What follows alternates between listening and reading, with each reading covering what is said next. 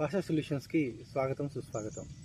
ఈరోజు geopathic stress గురించి తెలుసుకునే ప్రయత్నం చేద్దాం.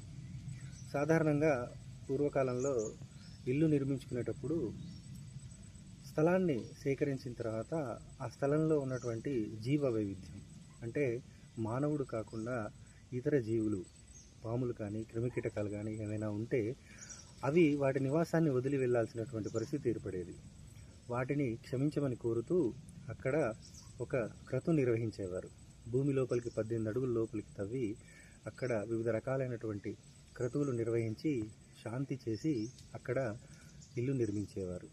ఇప్పుడు ప్రస్తుతం దేవాలయాలు నిర్మిస్తున్నారు. ఇలాంటి పరిస్థితులలో భూమి నుంచి ఈ సృష్టిలో ఉన్నటువంటి ప్రతి జీవి, ప్రతి ప్రాణికి తనకంటూ ఒక వైబ్రేషన్ ఉంటుంది. అలాగే సృష్టిలో ఉన్న గ్రహాలు, నక్షత్రాలు ప్రతి దానికంటూ ఒక వైబ్రేషన్ ఉంటుంది. అలా ఈ భూమి లోపల నుంచి భూమి పైకి రేడియేట్ అవుతున్నటువంటి ఫ్రీక్వెన్సీస్ ప్రాపర్గా లేకపోతే అది భూమి మీద బొగ్గు నిక్షేపాలు కానీ, మురుగునీరు ప్రవాహం కానీ,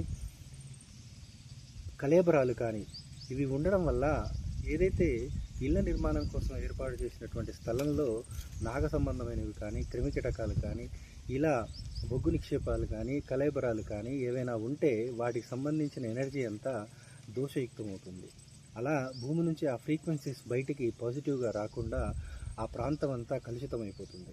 అందుకే అలా ఏదైతే జియోపతిక్ స్ట్రెస్ భూమి నుంచి బయటికి వెదలుతున్నటువంటి ఆ సందర్భంలో ఆ ప్రాంతంలో తిరిగినా కానీ, ఆ ప్రాంతంలో నివాసం ఉన్నా కానీ దీర్ఘకాలికమైనటువంటి రోగాలు, యాక్సిడెంట్లు జరిగేటటువంటి అవకాశం ఉంటుంది. కాబట్టి ఈ జియోపతిక్ స్ట్రెస్ అనే దాన్ని చక్కగా అర్థం చేసుకొని దాని నుంచి ఎలా బయటపడాలి, మీ గృహం కానీ, మీరు చేస్తున్నటువంటి వ్యాపారం కానీ ఆ ప్రాంతం జియోపతిక్ స్ట్రెస్కి గురైందా లేదా తెలుసుకోవాలి అని అంటే ఈ ఛానల్ని సబ్స్క్రైబ్ చేయండి, లైక్ చేయండి, షేర్ చేయండి. కామెంట్ బాక్స్లో హెల్త్ అని టైప్ చేసిన తర్వాత ఒక 12 మందికి ఈ ఛానల్ని సబ్స్క్రైబ్ చేయించి తర్వాత దీంట్లో కనబడేటటువంటి నెంబర్కి కాల్ చేస్తే మీరున్నటువంటి ఆ స్థలం, ఆ ఇల్లు జియోపతిక్ స్ట్రెస్ ఉందా లేదా అనేది మీకు తెలియచేయడం జరుగుతుంది. నమస్తే.